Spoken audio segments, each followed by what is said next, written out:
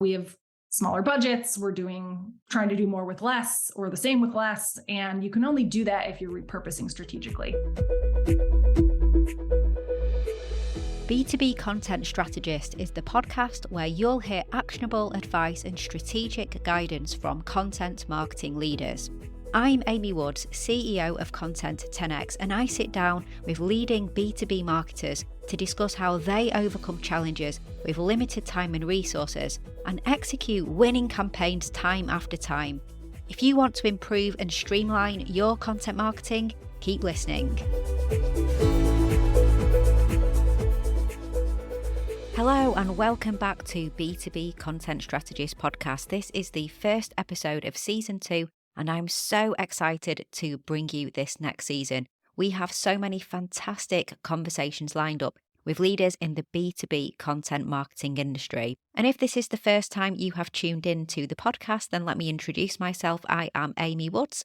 I'm the founder of Content 10X. Content 10X is a specialist content repurposing agency, and we work with B2B businesses predominantly in the tech and SaaS space, helping them to maximize and make the most of their content.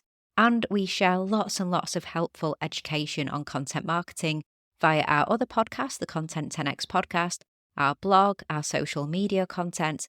I've written a book called Content 10X, and I also speak on stages all around the world about, you've probably guessed it, content repurposing. B2B Content Strategist podcast is all about sharing conversations with leaders in the B2B content marketing world. In particular, I interview business and marketing leaders in the tech industry, and we look at what goes into their marketing strategies, the who, the why, the how. Hopefully you will take away some strategic guidance and actionable advice for your own marketing strategy and approach. Now, as I mentioned, I'm super excited to bring you this first episode of Season 2. And if you didn't catch it, then do check out Season 1. You can binge the whole season on any of the podcasting apps. So check it out on Apple Podcasts or Spotify, Amazon Music, whatever podcast app you like to get your podcast. I'm sure you will find B2B Content Strategist. Or head to the Content 10X website. Just go to content10x.com/B2B-content-strategist, or you can head to YouTube as well. So go to content10x.com/YouTube and you will find our YouTube channel with all of the B2B Content Strategist podcasts there as a YouTube playlist. So kicking off season 2, we have a fantastic guest, Jess Cook. Jess is a creative director turned content marketer, originally with a background in B2C. She worked with brands like Rice Krispies and McDonald's, and in 2019 she made the move to B2B SaaS and is currently the head of content at LASSO, a software platform for event production companies. She's also the co-host of a podcast called That's Marketing Baby, which is a weekly podcast that looks at what's happening in the marketing industry and things people are often too embarrassed to ask about marketing. In this conversation for B2B Content Strategist, Jess and I discuss LASSO and her new role as head of content. We talk about her strategy to cement LASSO as the main thought leader in the events industry. We talk about how repurposing is an integral part of that and the recurring processes that she is streamlining and optimizing within her team right now to get as much done as possible with a fairly small marketing team, and we talk about lots more as well. It is a fantastic conversation, so let's jump in. Jess, welcome to B2B Content Strategist. It's great to have you on the show. Great to be here. No, it's wonderful. I'm really looking forward to this conversation. So, thanks for being available.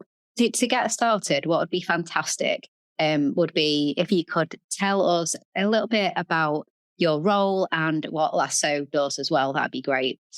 Sure. So I am head of content at LASSO, which is a relatively new position for me. I just started in December.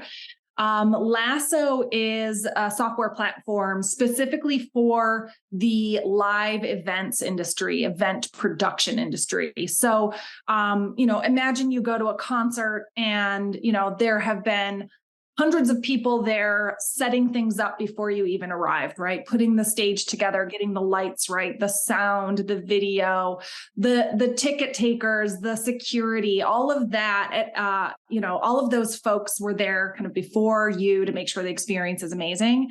And in the months leading up to that, there was a whole team of people, scheduling all of those people and making sure all of the gear was there, and making sure that the creative experience of the concert or the conference, or really, any kind of live event that you go to is amazing.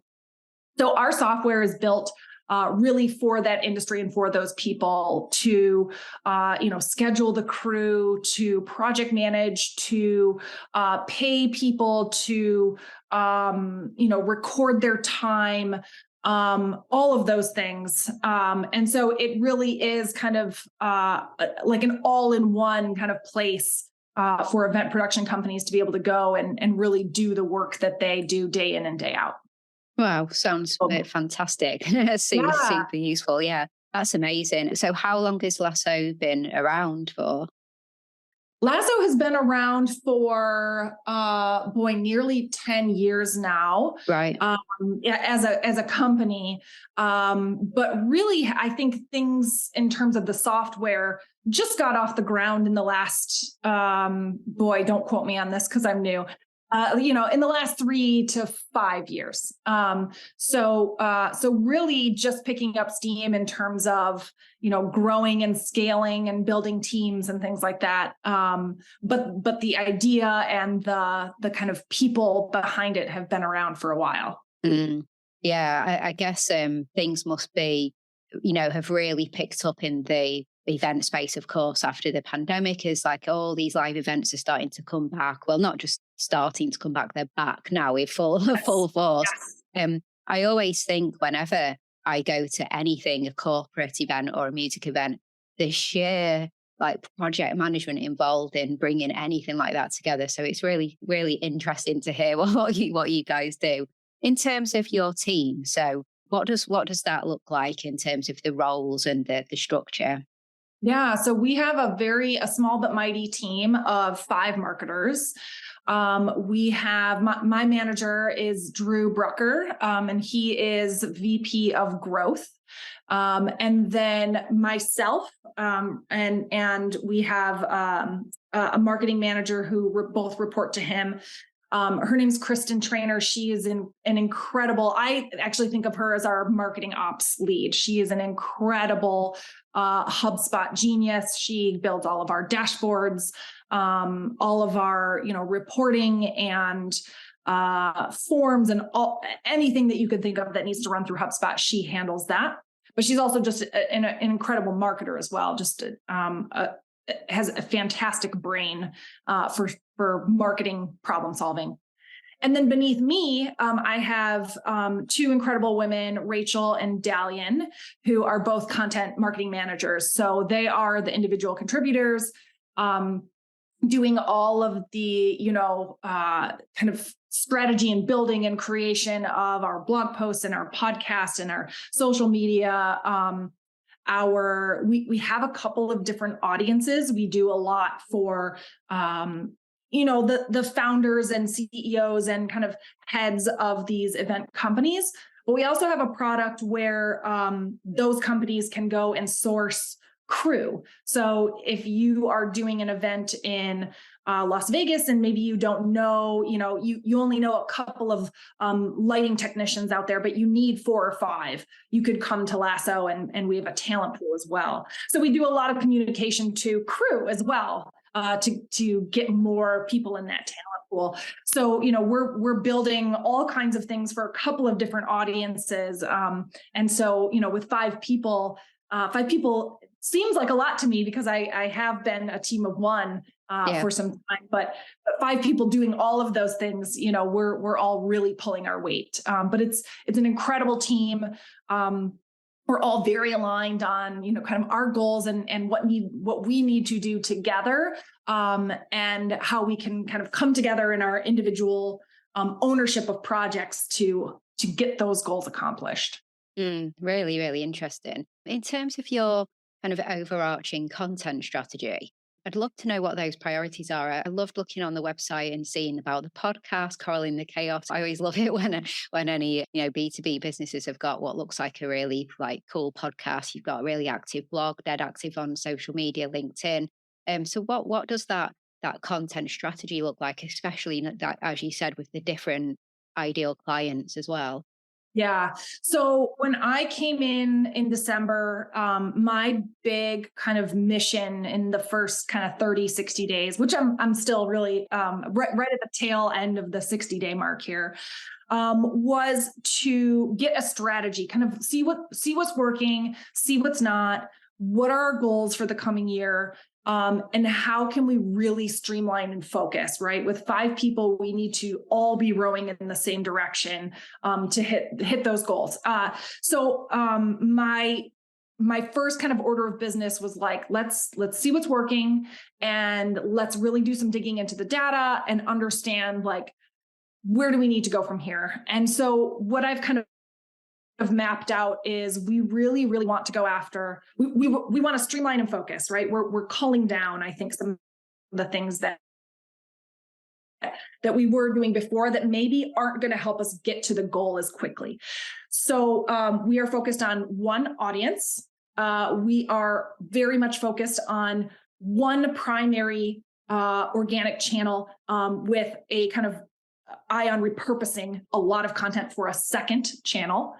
And we are very focused on one message with many kind of themes and angles. So I think just narrowing things down to like one audience with one message and one channel helps us, again, just really focus on the things we need to get done. And it really just like streamlines the processes of things, right? Like if we always are talking to the same audience and we are always making sure that it is being distributed in one channel, and we always know the story we're trying to hit all the time, but we're just trying to hit it from different angles and viewpoints, it makes things run a lot smoother, and the power behind each of those is a bit stronger as well. And I think what happens is, when you do that, now we are in this position to really be known for that narrative, right? Like when people think of us, hopefully in the next 6 months to a year, we will have done the work to back that strategy up, where people are like, oh yeah, LASSO, they're like the one platform for, the industry, basically. A lot like I always look at Toast.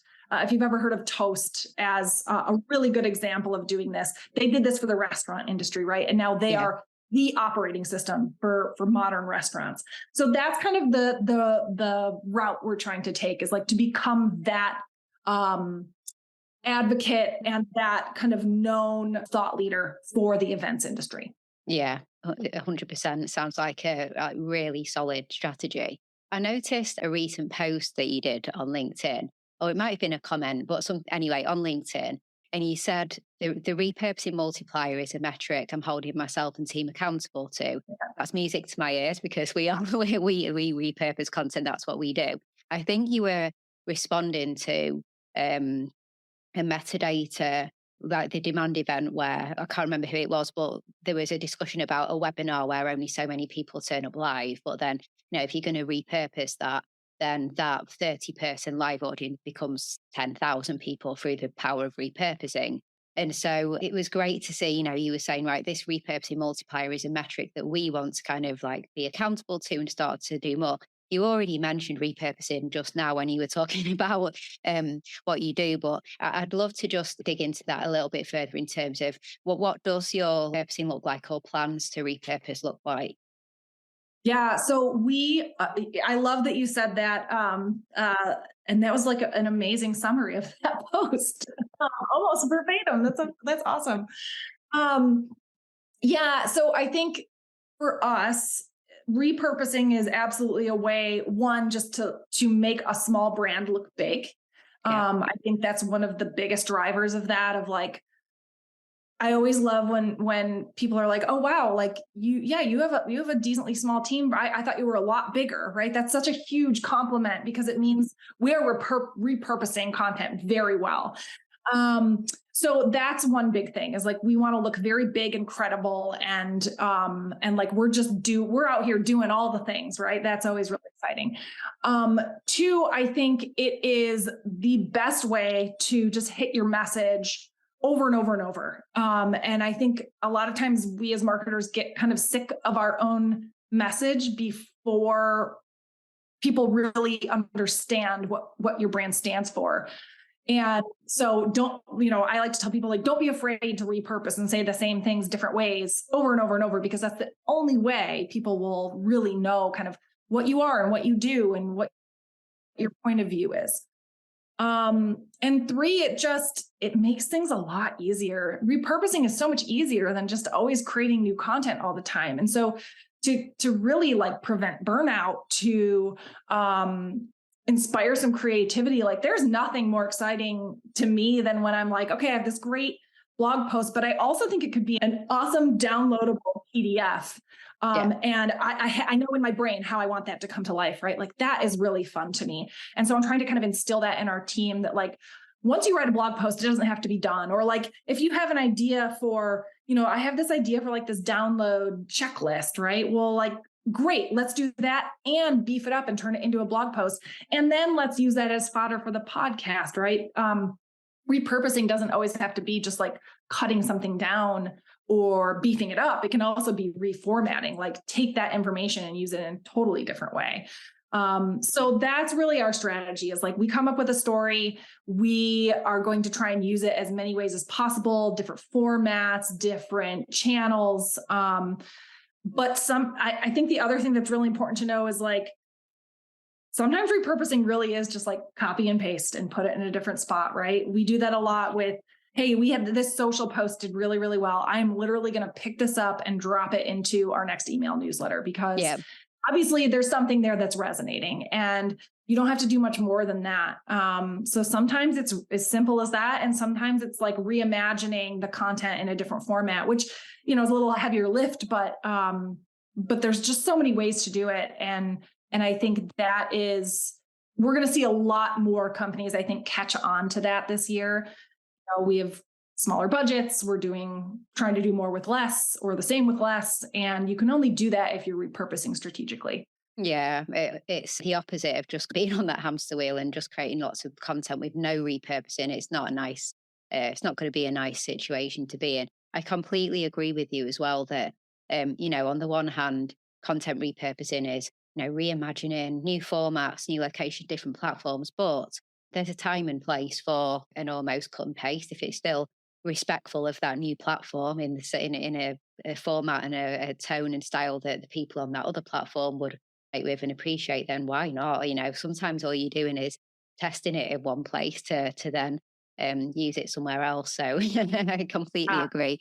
In terms of kind of streamlining and optimizing, obviously you've talked already about having a really streamlined content strategy, the one message, one platform, etc. Is there anything else, I guess, from a day-to-day operational perspective of how you streamline and optimize the processes that are quite recurring within the team, I suppose? Yeah, this is a great question. So we're doing a little bit of this in a couple different ways right now. One thing we are working on right now that feels like a kind of a bigger version of this is we're trying to get a better case study process down. So working really closely with the customer success team to understand who's a good fit for this, who has a good story, who's in great standing with us, loves us, right? And would go on record to say that. Yeah. And then from there, taking that from, okay, what's the background of this team? What have they been working on? How are they using us? And then the interview, and then distilling that down. And then also like, I don't really want to have just a typical case study on the website. I think people are so tired of the same old, problem, enter the product, solution, right? Like, let's find a different way. So I think that's absolutely part of it. So we're working on that right now. Just trying to figure out like, what's a good motion that's going to help us, if we can build that motion and get a couple case studies done this quarter, that process should then help us, like, we can get double that number next quarter, right? So definitely building that. Another process we're trying to think about right now is like all of these AI tools are coming out. How can we use those to scale and at the same time still build quality content? So really thinking hard about, bringing AI into our process and our workflow, but not just kind of letting it do everything for us. How do we inject some humanity into these pieces? How do we inject our point of view, right? Because AI just lacks so much of that right now. It's great for ideation. It's probably great for like, oh yeah, these are kind of the sections that we should write around, but this isn't the final piece. So how do we kind of build that in, but understand the limits of AI so that we can still create content we're really happy to put our names on? So I think those are really like the two spots we're trying to figure out process-wise right now, how we can really streamline those things and keep moving forward. And then the other thing is just like, I always like to reserve some time and space for testing stuff out. So, I hear on a customer call, someone describe us a way we've never heard before. Well, I kind of want to go test that in the H1 on the homepage, see if other people see us like that and what happens to, the rate of people going to the book a demo page because I've seen that work quite a bit. So I just love like some testing, like making room for like testing, experimentation, and failure, right? Because some of that stuff is going to fail and you have to be okay with that. That's why it's a test. But then also just streamlining things that like, are working and you just need to do more of it. Yeah, completely agree. It's funny you mentioned AI. I was actually going to be the next question, but you beat me to it. Have you guys played around with ChatGPT? Because I'm going to be honest, I haven't even managed to get on it. Every time I think I'm going to go and check it out, it has no capacity to let any more users on. So like, I have not even tried it yet, but everyone's talking about it at the moment. We have, absolutely. Yeah. What we have found is obviously it's only as good as the input. Yeah. So you can get very specific about, your angle. Even I've gotten really great success of like, write me an article about this topic using the following as the H2s, right? And then putting in the pillars of things I want to talk about. I've seen really good success with that. We're really keen on documenting our tone and voice, because I think that is just going to help us refine what comes out of AI. And we can use that as the prompt, right? So write me an article titled this with these as the H2s in a voice that is X, Y, and Z. So I think just the tighter and the more kind of refined you can get that input, the better the output will be. And so we're still playing around with that.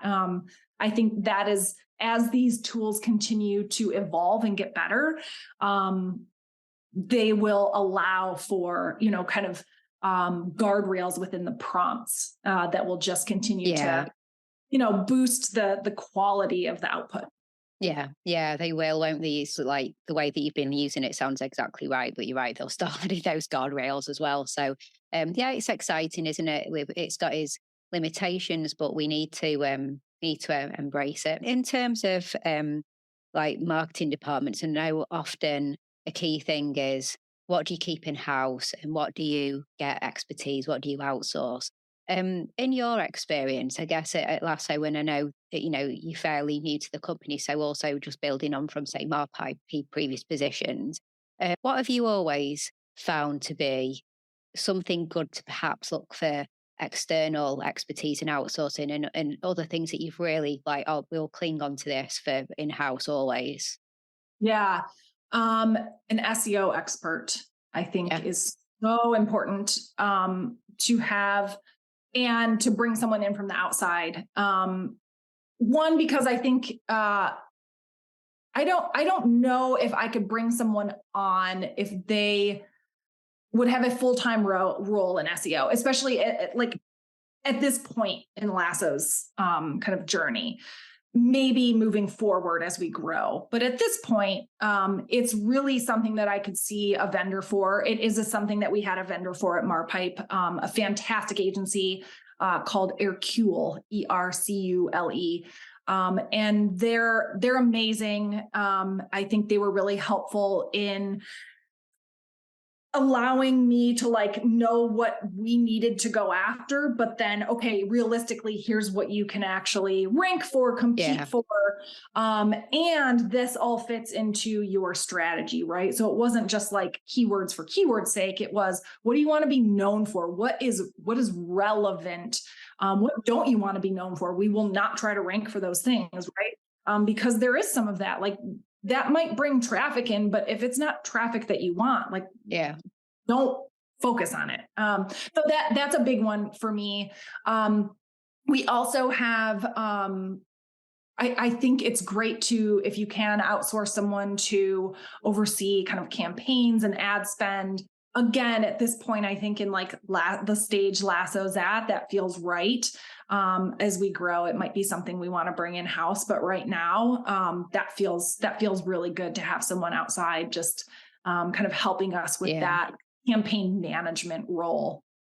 Yeah, makes sense. It's funny, when I've been asking, similar question on the first season of the podcast, the completely sort of like resounding answer to the outsource question, I think nearly everyone said SEO, like, Really?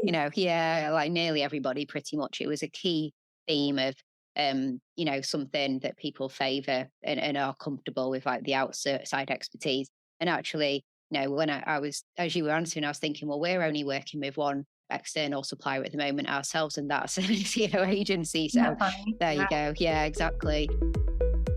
Just a super quick break from this conversation to let you know that if you're a B2B technology or professional services company and you want help with streamlining your content operations, outsourcing your content repurposing is the number one way to produce more high quality content and boost your ROI without putting any more pressure on your team. In fact, it could save your team up to 30 hours per week. We offer content repurposing services for video and audio content. Whether you have a show or you're launching a brand new one, maybe you have an archive of awesome content, be it webinars or a virtual event, or you want help creating thought leadership content that we can repurpose, we've got you covered. Head to content10x.com to see how we can help you and start increasing your efficiency and the value you get from your content. Now back to the conversation.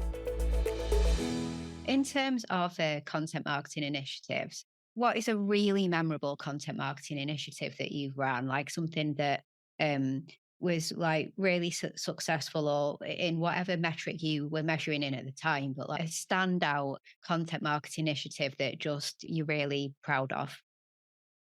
One thing that I worked on at Marpipe that was, it started as a test and it ended up being really, really successful. And so I think that's why I'm proud of it, because we had no expectations for it. And I think that's what's exciting about it. So the funny way was that it started out as I had approval from 5 customers. So let me back up a little bit. Marpipe is a platform for testing ad creative. Yeah. And I had approval from 5 of our customers to show their kind of before and after, like ad creative, right? In each of these scenarios, there was only one difference between the ads, and it always resulted in some insanely crazy performance boost that they had found using Marpipe. And I had gotten approval to use them in like a 1-pager. But because I had approval, and approval is so hard to come by from customers, I was like, I have to figure out a way to use these again. And so something came to me that was like, well, what if I put these in front of other marketers and said, can you pick the winner? Like, can you predict which one was the winner? And so I built this quiz in like a type form thing, and just dropped it on Twitter as like, let's see what happens, right? Kind of a challenge to, marketers have egos. Like, we all think we know what good creative is. And so just kind of threw it out there, and it took off. In 48 hours, we had over 2,000 people take the quiz, which the funny thing about it was we hadn't actually like paid for that level of like respondents. And so we had like this overage that we paid for because it did really well.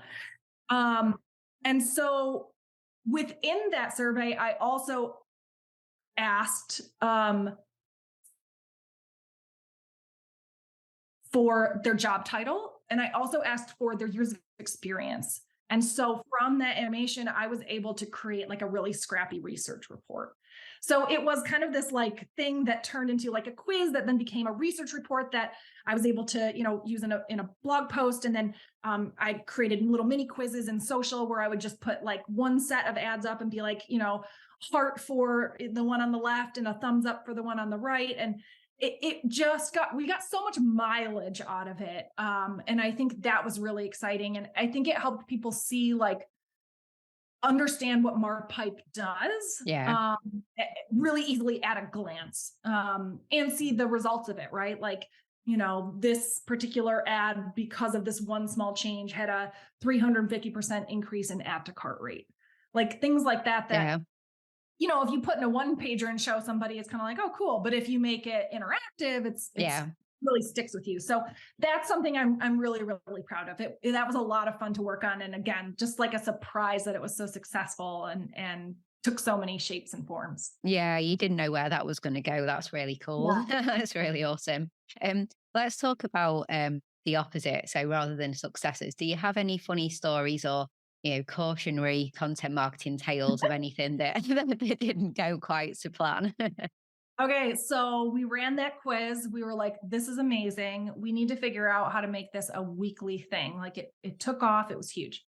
So we took about a month, got approval from 5 other customers to, show their ads in a second round of the quiz. And we put it out. And I think we got, it was less than 100, maybe it was less than 200.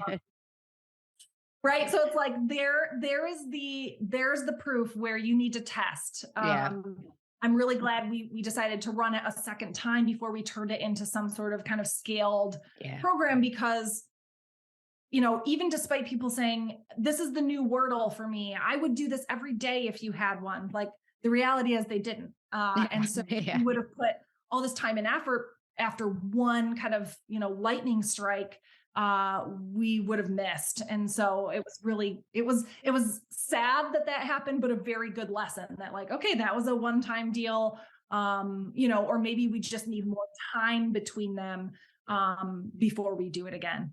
Yeah. People often do that, don't they? Where they, like you said, there's a bit of a lightning strike and then put all their eggs in one basket. This is now the only way we're ever going to do marketing. And then like that. Probably should have done it a little bit more first. So no, that's a really good story. I've got 3 sort of quick fire questions to run through with you. But before that, I wanted to just sort of switch gears a little bit and ask you about your podcast. So I noticed that you've launched That's Marketing Baby.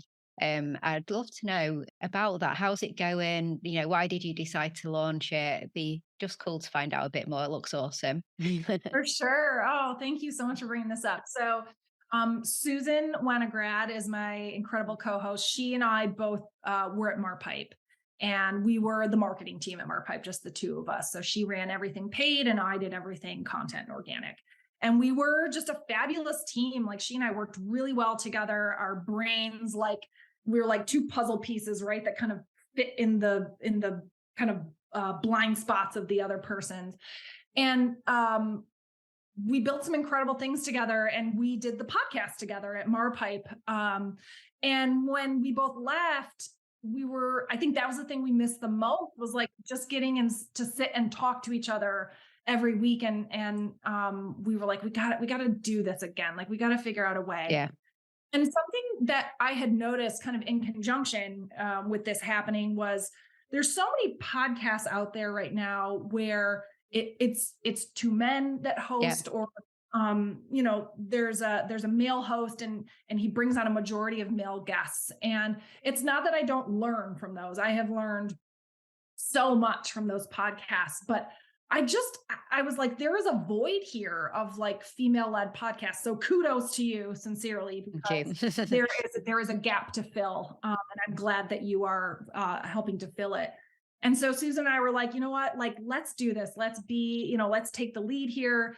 It'll be us, a podcast about marketing by women for all.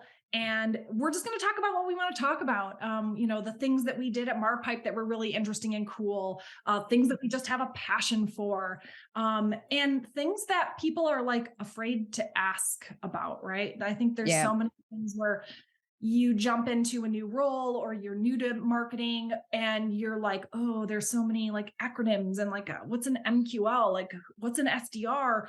How do I know if my, newsletter is doing well? Like, what metrics do I like? There's just so many questions that are intimidating to ask the answer to. And so it's like, let's clear the air. Let's talk about those things. So that's really what That's Marketing Baby is all about. And it's fun. We swear. There's some sarcasm. It's like two friends just geeking out about marketing stuff. Which is great. Yeah. No, that's absolutely awesome. I love everything about that. How many episodes are you into it now? Episode 4 comes out on Monday. So we're awesome. So we're really new, but it's been a load of fun and they're short. I mean, we're trying to keep them, 20 to 30-ish minutes, just easy to listen to and hope that people can pick up something actionable every time. Yeah, no, that's awesome. I think that's a perfect sweet spot actually for podcast duration. So yeah, congratulations. I'm gonna hit that subscribe button and get listening to it. Sounds awesome. And obviously I'll put the links to that for everybody listening to go check your show out as well. So that's really cool. Some final quick fire questions. What's one takeaway tip that you would give to another content marketer to just try and optimize the output of their content? I think with this new kind of advent and adoption of AI tools, the way we're seeing, everything is going to start to sound very kind of monotone, robotic. I think it will be an incredible superpower of people who understand how to inject humanity into their content. And by that, I mean interjecting some personality, making it sound like it came from a human, making sure you always have an author's name and face on a blog post, or a picture of someone and a signature in an email, that it didn't just come from, the LASSO team. It's coming from Drew at LASSO, right? And I think the more you do that, the more trust you build. It's funny, Susan and I had this conversation on our podcast the other day that was like, what do you think of when you think of IBM? Like, I don't think of a person at all. I think of their logo and the color blue, right? But think of the number of experts they have in their company that they could be leveraging. And maybe they are, maybe they aren't, but I'm not aware of it. And so the more you can do that, the more you can leverage your people, their faces, use them in video. I think it's just going to give the brands that do that an edge. Because we're moving into this space where like everything's going to start sounding the same because it's all been created by AI, which is, just an amalgam of everything that's already out there. So whatever you can do to really like humanize and differentiate will absolutely optimize. It will win the day. What's a typically overlooked or undervalued tool that you'd recommend to content marketers, if there are any that you're aware of? Boy, these are really good, Amy. I don't think we talk to customers enough. I don't think we talk to customers enough, and I think sometimes when we talk to customers, we check the box that we talk to a customer, and then we do nothing more with it. But I think there's something to be said for really, really picking up on the cues that you hear from them, on the way they talk about your product. I mean, you can bring those into verbatim, pick those things up and put them in your content and see what happens. I yesterday heard one of our customers say the words attendee experience like 3 times.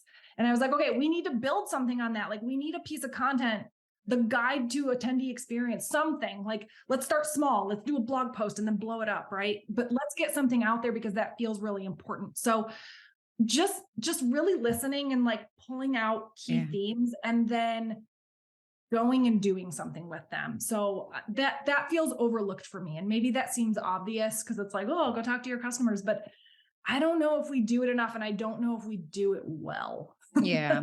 Really listen and then really do something about it. Yeah. I agree. So this is a good one for you because you're new at the company. So you're given any opportunity to create any content. So you've got no bounds within the budget or the resources. So you can create anything. Billboard in Times Square, primetime TV advertisement slot. The sky's the limit. What's that campaign? I'll tell you what you're going to do. Okay. This is so great. So my background, I was a creative director and copywriter in the agency world for like 15 years. And one of my favorite things to do was write video scripts, or, commercial scripts. Love that. And so, if I had just all the money in the world, incredible, production team at my fingers, I would write an amazing like explainer video for LASSO, like blow the roof off of it, make it one of those ones that's like so fun to watch that you're sharing it, whether or not you actually would use the software or not. Right. So I think that's what I would do. I love writing scripts and then like getting on set and watching the director work their magic and, watching the talent kind of bring it to life. I love seeing like when you write a video script, there's like an ecosystem of like people and management and like logistics that all come together to like make it happen. And I love that. So that's. And what sort of, A-list Hollywood style talent would you have in the ad? So Morgan Freeman doing the voice, maybe. That would be amazing. I think it would have to be like LASSO. Like, I think it would have to be like a cowboy type, like a, boy, Sam Elliott. Like, I feel like Sam Elliott would be a good one. Man, I think like Yellowstone is like everyone's favorite show. I think we'd have to pull some talent from definitely. So sounds great. We're talking big budget production. This is like no limits. Brilliant. So lastly, right, so B2B content strategists, I love to speak to true leaders in the B2B marketing world like yourself. What one person do you think I should be inviting next? So who stands out to you as a real B2B marketing leader? A real B2B marketing leader. You know what? So my boss, Drew Brucker, is incredible. He has just an amazing knack for leading people, I think, in a really, really empathetic way. And two, just a brain for detail when it comes to marketing. Like, what aren't we thinking about yet? Like, obviously we've got the big picture covered of things, but like, what aren't we thinking about? What's another lever we could pull? I think he is amazing at that. So he would be, I'm a little biased, but he would absolutely be who I would bring on next. I love it. Yeah, that's great. So apart from going ahead and subscribing to your podcast, where else would you like people to connect with you? LinkedIn, I presume. LinkedIn, absolutely. Yeah, I'm pretty active there. I'm usually posting every weekday. So yeah, LinkedIn. Cool. There are quite a few Jess Cooks, but I'm the only one at LASSO. So you can find me that way. Yeah, brilliant. They'll find you on LinkedIn. I'll obviously put links to everything in the show notes for this as well. So Jess, thank you so much. It's been such a wonderful conversation. Thanks so much for coming on. Oh, thank you, Amy. This was so much fun. Thanks for listening to this episode of B2B Content Strategist. Do let me know what you thought of our conversation by getting in touch with me on social media. You'll find Content 10X on all the social platforms or search for Amy Woods, CEO of Content 10X on LinkedIn. To find out more about streamlining your content marketing processes and specifically about content repurposing, check out our website content10x.com, where you'll find information and resources that will help you achieve more with your content more efficiently. And if you're looking for a partner to outsource your content repurposing and distribution to, get in touch, as we offer a world-class, fully end-to-end, done-for-you content repurposing service. Thanks again for listening to this episode, and I'll catch you in the next one.